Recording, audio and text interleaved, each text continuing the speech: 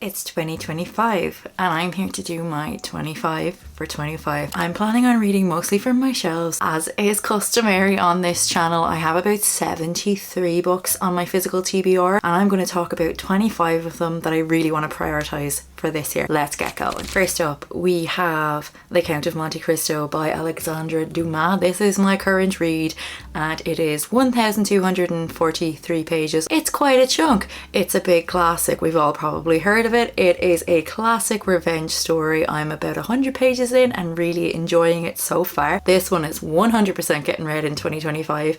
We have already started it. Following up then with another classic on my shelves. I'm not much of a classics reader, but we're going for it this year. And this one is Jane Eyre. And if you don't know the story of Jane Eyre by now, you probably don't particularly care. She's a governess working in a house for her man. They fall in love. It's a bit of a turbulent love affair. She is incredibly strong-willed and independent, and the ending's a bit mad. Next up then, as a bit of, I suppose, a treat for myself, I have historically always really enjoyed this author, even though his writing, particularly about women back in the day, has been quite problematic. But this one is more of a modern one. I'm just checking. It was published in 2018, so it should be fairly safe, and the one I'm talking about is The Outsider by Stephen King. I believe this is like a classic detective novel. I really appreciate King's character work. I love how he creates different characters and I find his dialogue to be really good, really entrancing.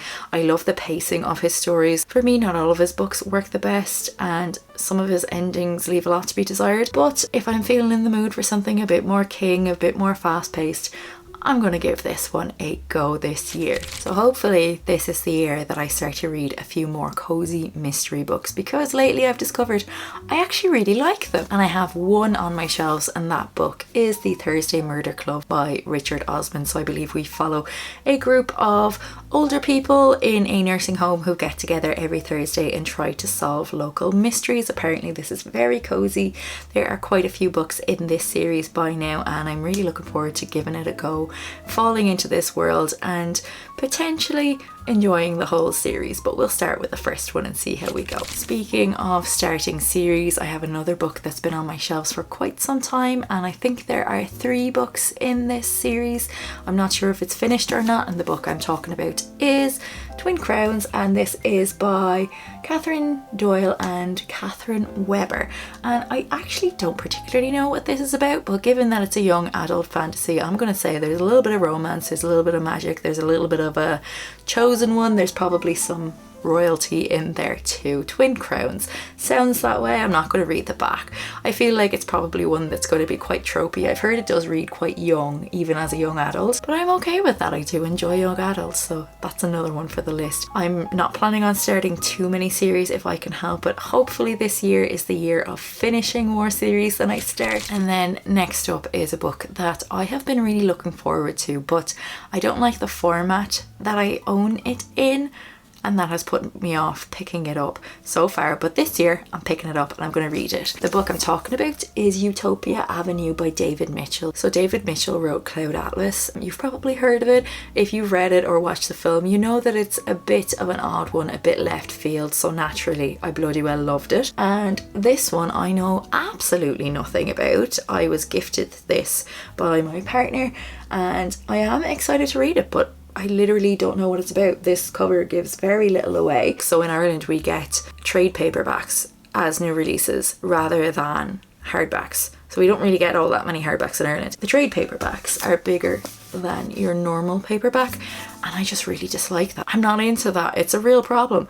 I don't like having them on my shelves. I don't like holding them. I don't like reading them. But anyway, what's this book about? So Utopia Avenue might be the most curious British band you've never heard of. Emerging from London's psychedelic scene in 1967, folk singer Elf Holloway, blues bassist Dean Moss, guitar virtuosus Jasper DeZote and jazz drummer Griff Griffin together create a unique sound with lyrics that capture their turbulent lives and times. They produced only 2 albums in 2 years, yet their musical legacy lives on. I didn't know that this was what this was about. I guess the cover does kind of give you 60s, but I'm willing to pick it up, willing to give it a go, willing to put my trust back into David Mitchell because Cloud Atlas is a masterpiece and I'm sure that this one is probably quite good as well.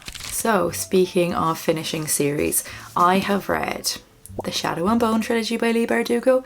I have read the Six of Crows duology by Leigh Bardugo, and I am on her final duology. So it started with King of Scars, and the only one I have left to read is Rule of Wolves. So we are following the same characters that we have been following kind of all along. It is all set in this magical world where we have Grisha who have magical abilities.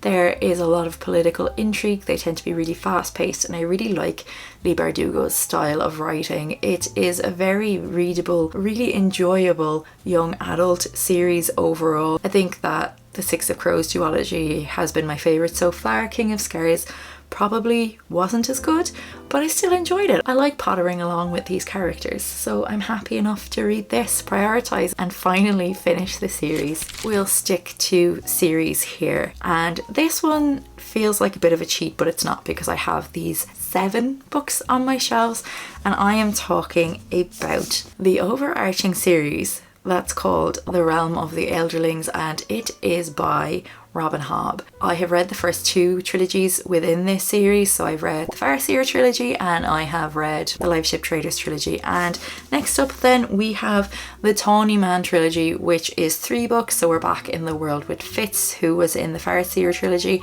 And then after this we have a quadrilogy, which is the only quadrilogy in the series, and it begins with this book, and the quadrilogy is called the Rainwild Chronicles. So naturally I have to read this trilogy before I read this quadrilogy, and that is 7 books that I want to read on my shelves this year. I feel like it's very manageable, even though these books do tend to be quite long. I really love Robin Hobb's writing. I have never met a Robin Hobb that I didn't love, so I'm really excited to continue on with this series. It is a fantasy series, but it feels a lot more character based, a lot slower than a lot of fantasy. It's an adult fantasy. It's really intriguing. I love the way Robin Hobb writes fantasy. I'm not going to finish the whole series this year, but I imagine I will read these 7 books. I have 12 months, so here we go.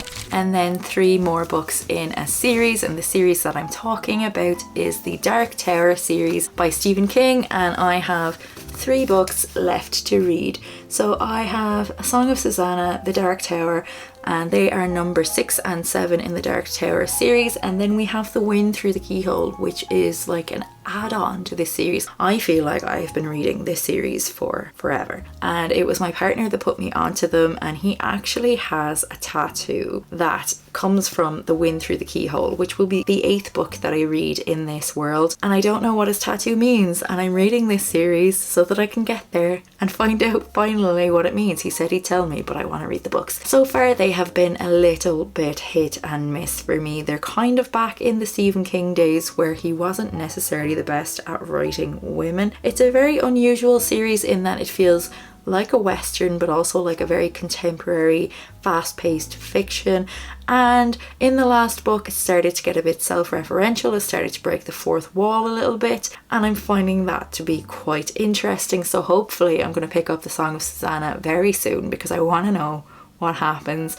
I want to find out what this bloody tattoo is and get on with my life and finish out this series, of course. Next up then is a book that I was gifted by my mother for Christmas, and you've probably heard of it. It was shortlisted for the Booker Prize in 2024, and that book is The Safekeep by Yael van der Voden. I'm sorry, I actually don't know how to pronounce that surname. This is a book, I believe, about a married couple, and I believe the man in the couple's sister comes to stay, and herself and the lady in the marriage get quite close. So it's a sapphic novel, I think, and I've heard really great things about this. People are very shocked that it is a debut. I mean, what an achievement to get shortlisted for the Booker Prize with your debut novel. It's a literary fiction novel. It sounds right up my street. I've heard that if you really like Sarah Waters, you'll probably like this one. It's a bit of a historical fiction book as well, and Sarah Waters is one of my favourite authors, so it's a no-brainer. We have another queer novel then on my shelves, and I'm talking about Rainbow Milk by Paul Mendes. It's also a literary fiction novel, and I just haven't picked it up for some reason. I believe this one delves into masculinity quite a bit in the Black country in the 1950s. It's about an ex-boxer. I'm really excited to pick this one up. Again, it's a debut. It's been sitting on my shelves for far too long. It's time that I pick it up. Next up then, back into the realms of fantasy, and I have a standalone novel by an author who is very prolific in the fantasy world and writes a lot of books. Most of them, I would say, are based within a specific world. So I'm talking about Brandon Sanderson, of course, and he has written the Cosmere books. He writes a lot of books. He has a lot of output. And during the pandemic, he wrote 4 standalone novels, and the one that I have on my shelves that I really want to read is Yumi and the Nightmare Painter. So I believe we follow 2 characters from 2 different worlds. We have Yumi and we have the Nightmare Painter, and I think there's a bit of a Freaky Friday body swap thing going on within this book. And my partner gifted me this one as well and said that I specifically will really enjoy this book. So of course, who am I to argue? I want to read it, and it's getting read this year. Next up then is a book that I have gotten about halfway through and then put back down and just never picked back up. So I really want to prioritize reading this book this year, and I'm talking about The Wind-Up Bird Chronicle by Haruki Murakami. So this is a contemporary, literary, slightly fantastical novel set in Japan. It was translated from Japanese by J. Rubin. So this one we follow a man whose cat has gone missing, whose wife has just left him, I believe. It's just very strange. It's a difficult one to really give a synopsis to. I don't want to give anything away. It feels like reading a bit of a fever dream because everything feels quite normal, which I do feel is very much Murakami out and out. I think that I just got a bit tired of reading it. It wasn't lighting me up, and it is quite long. But this year I want to pick it up and I want to keep going because I have been thinking about this book. I have been wondering about the characters. I want to know what happens next. Next up is an interesting non-fiction book, and it's written by Roland Barthes and it's called Mourning Diary. And this is a book of entries from Roland Barthes' diary after his mother passes away. So it begins on October 29th in 1978, and we have daily entries, or give or take, and I think this may cover about a year of his life after his mom's death. And so it's called Mourning Diary quite appropriately. I think that I might start this one at the end of October, so quite literally on October 29th. The entries are really insightful, really interesting, and naturally, as you might think, quite sad as well. But it's one that's been on my radar for quite some time and something that I really wanted to pick up. So this year is the year we're reading Mourning Diary this year because, you know, I love the misery. Another literary fiction novel that for some reason I just have not read yet. You would think I would have, but I haven't, and I need to rectify that. And the book I'm talking about is Brooklyn by Colm Tóibín. So this is written by Colm Tóibín, an Irish author, very well known, and this is probably the most well known of his books. He's also a very prolific author, has a lot of books, but for some reason I haven't picked up Brooklyn yet. So we follow a girl named Eilish. I believe she is from Ireland, and she moves to New York and then ends up having to come back for a particular reason, and she is sort of battling with choosing between her life in Ireland and her life in New York. I've seen the film, I haven't actually read the book. I really love Colm Tóibín's writing style, so I'm very excited to pick this one up. I finally got my hands on it. Not in Ireland, in Edinburgh, but I got it. It is a signed copy. I'm very excited to pick this one up. Finally. Next up then we have another classic, a bit of a modern classic, another book that I have read quite a large chunk of, and then I put it down and never picked it back up. And the book I'm speaking about, of course, is East of Eden by John Steinbeck. When I was a teenager, I read about halfway through this book. At the time, I found it a little bit boring in that I enjoyed it while I was reading it, but when I put it down, I didn't feel encouraged to pick it back up again, and I became victim of that, and eventually I just didn't pick it back up again. But I'm in my mid-30s now, and I have been feeling the call back to this book. I have heard it is a masterpiece. I remember very little about it except that it was set, I believe, in California. We are farming. There may potentially be a drought. There might not. Who knows? I certainly can't remember. I read quite a bit of this over half my lifetime ago. I feel like it's time to read it. I have a feeling that this is a book that now that I'm a bit older, have a bit more background knowledge, a bit more context, and just some more life experience, I feel like this is a book that I will enjoy. I would say then, last but not least, but I'm not quite sure because I'm planning on finishing a series that I haven't particularly enjoyed all that much. But for the sake of completion and for the sake of reading the books on my shelves, I'm going to read the 5th book in the A Court of Thorns and Roses series. And this book is called A Court of Silver Flames, and it's quite big and I'm not feeling particularly excited about it. Now, my history with this: thought the first book was okay, loved the second book. I think it was very much right book, right time. Third book was a bit meh about, and then I read, you know, the 3.5, A Court of Frost and Starlight, just in December just gone. And I think because I'm not really loving this world, it was a book that didn't really light me up. It was a little bit filler,